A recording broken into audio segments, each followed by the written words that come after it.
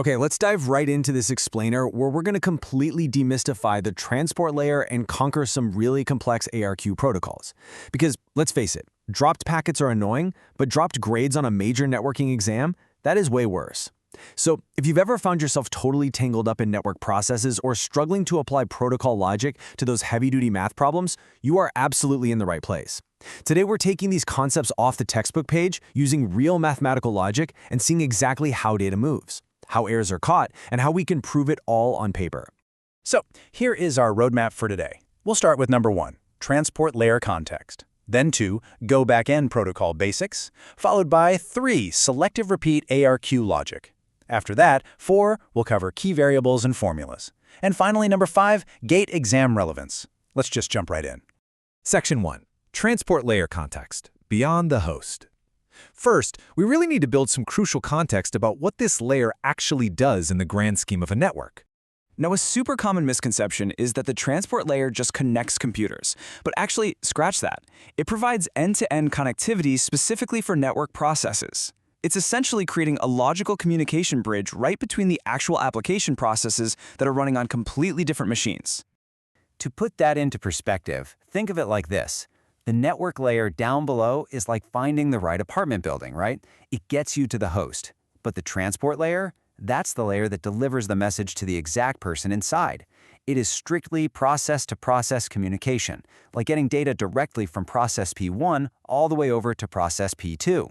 And to make this process-to-process delivery happen, we generally rely on 2 main protocols. First up is UDP, which is kind of your basic no-frills messenger.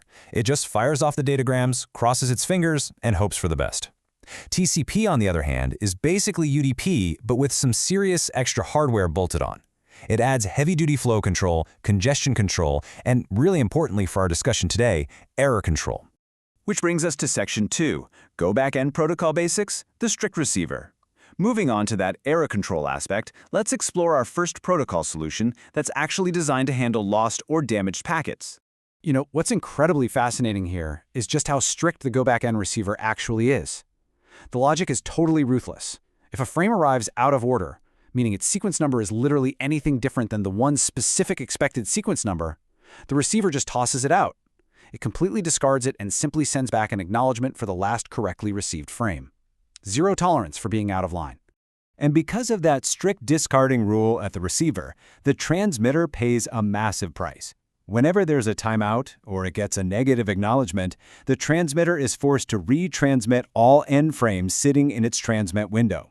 Even if some of those frames actually made it across perfectly fine, well, because the receiver discarded them for being out of order, the transmitter has to go all the way back and send the whole shebang again. Talk about a waste of effort, right? Okay, Section 3, Selective Repeat ARQ Logic, the smart buffer. Let's see how this alternate protocol builds a way more efficient, much smarter solution to the go backend problem. So unlike go backend's ruthless discarding mechanism we just talked about, selective repeat uses an alternate sequence set protocol. It intelligently buffers those out-of-order frames. Basically, as long as an out-of-order frame falls somewhere within the expected sequence range, the receiver holds onto it. This is a real game changer because it drastically saves network bandwidth since we aren't constantly resending perfectly good data. But to make this buffering mathematically possible, the protocol requires a specific total number of distinct sequences, which has to be precisely equal to 2n. That means our sequence numbers will range from 0 right up to 2n-1, and that split is absolutely crucial. It ensures the receiver can clearly distinguish between a brand new frame and a duplicate retransmission from the previous window. Let's actually watch this operational logic in action. So imagine we have a transmit window size of 4. That means the sequence numbers will range from 0 to 7. The transmitter confidently fires off its initial transmit window of 4 frames, F0 through F3, sending them across the channel toward the receiver. And right at this moment, the receiver's expected sequence number is sitting pretty at 0. Now, as those frames arrive safely, the receiver fires back acknowledgements, A0 through A3. As these successful acts return to the transmit window smoothly slides forward. And naturally, over on the receiver side, the expected sequence number updates and shifts right along to 4. The transmitter, having cleared out its first batch, pushes the next block of data down the channel. It sends frames F4, F5, F6, and F7. As they arrive, the expected sequence number at the receiver just ticks right up. 5, then 6, then 7. And this is where the math gets really beautiful. Because our sequence range is locked from 0 to 7, notice how the modulo math flawlessly resets the expected sequence back to 0 once we hit frame F7. The very next frame, F8, is mathematically treated as F0.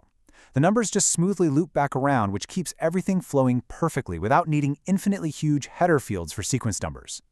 So if we distill the operational logic down for the receiver, there are basically two distinct paths. First is selective accept. If an out-of-order frame arrives, but its sequence number belongs to the expected range, the receiver accepts and buffers it and sends an ACK. The second path is selective reject. If the sequence number is outside that range, it's immediately identified as a duplicate, discarded, and a duplicate ACK is sent back to course-correct the transmitter.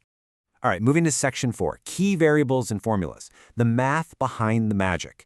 To actually apply these protocols to real-world network design, or, pass your exams, we have to understand the underlying mathematics. Think of this as your ultimate cheat sheet. It isolates every single critical variable you're going to need to calculate network efficiency. First, n is simply your window size. Transmission delay, or Tx, is literally just the time it takes to push the physical bits of your packet onto the wire. Propagation delay, or TP, is the time it takes for that signal to physically travel the entire distance to the receiver. And finally, efficiency, which we denote with the Greek letter eta, is the ratio of your useful transmission time to the total cycle time.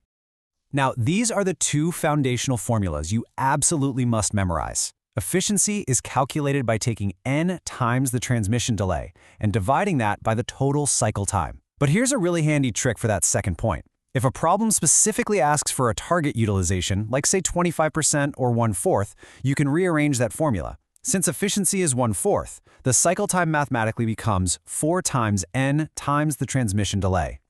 And that brings us to Section 5, Gate Exam Relevance, Applying the Logic. Okay, this is the climax of our explainer. Let's take all this theory, all this operational logic we just discussed, and apply it directly to a high-stakes exam scenario. So, check out this real 2-mark GATE IT question from 2008. It perfectly tests our understanding of protocol efficiency, distance, and packet sizing all at once. We've got a 1 megabit per second bandwidth. The satellite altitude is 36,504 kilometers. The signal speed is the speed of light, 3 times 10 to the 8th meters per second, and we need a 25% channel utilization using a Go Back 12 protocol. The goal? Find the packet size. Our very first step to conquering this is finding the propagation delay, or TP. But wait, here's the trap. The signal has to go from the ground station up to the satellite and then all the way down to the other station. So we actually have to calculate the total distance by multiplying that altitude by 2, giving us 73,008 kilometers. Once we convert that into meters and divide by the speed of light, our propagation delay, TP, comes out to exactly 24,336 times 10 to the power of -5 seconds. Next up, we'd pull in our efficiency formulas. We take our 25% efficiency requirement, which is 1/4. We plug in our Go Back 127 window size, meaning n equals 127. Now, standard cycle time is the transmission delay plus 2 times the propagation delay, so Tx plus 2Tp. Setting our equations equal, we get Tx plus 2Tp equals 4 times 127 times Tx. Just do a little algebra to isolate Tx, and we find it equals 2Tp divided by 507. To get the final packet size, all we have to do is multiply this transmission delay by our 1 megabit per second bandwidth. When you run those final numbers through, you get 960 bits. Divide that by 8, and it gives us a clean final answer of 120 bytes. Boom! We've successfully navigated the protocol logic and the math. But before we wrap up, I want to leave you with this provocative thought to ponder. If this exact satellite link suddenly switched from Go Back to 127 over to selective repeat, given everything we just learned about smart buffering versus strict discarding, how drastically would that math and a required packet size change to keep this network flowing?